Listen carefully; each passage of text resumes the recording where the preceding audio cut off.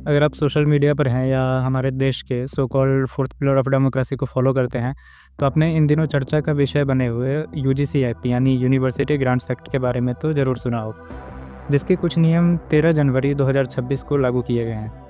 तो क्या है ये एक्ट और क्यों पूरे देश भर में लोग इसका विरोध कर रहे हैं? सरकार के अनुसार इस नियम को यूनिवर्सिटीज़ और कॉलेजेस में एससी, एसटी, ओबीसी और फिजिकली डिसेबल्ड स्टूडेंट्स के साथ जाति या डिसेबिलिटी के आधार पर होने वाले डिस्क्रिमिनेशन को रोकने के लिए लाया गया है, जो कि सही भी है। अगर कोई स्टूडेंट डिस्क्रिमिनेशन के मामले में दोषी पाया जाता है तो सरकार के द्वारा इसे ज़ीरो टॉलरेंस पॉलिसी के अंदर रखा गया है, जिसमें उस स्टूडेंट को कुछ समय के लिए कॉलेज से सस्पेंड या परमानेंटली कॉलेज से रस्टिकेट भी किया जा सकता है और उस पर एससी एसटी एक्ट के तहत लीगल एक्शन भी लिया जा सकता है। पर इसमें एक कैच है कि ये नियम सिर्फ एससी एसटी और ओबीसी के स्टूडेंट्स पर ही लागू होता है। तो जो लोग इस नियम के विरोध में हैं, उनका कहना है कि डिस्क्रिमिनेशन क्या सिर्फ आरक्षित वर्ग के लोगों के साथ ही होता है?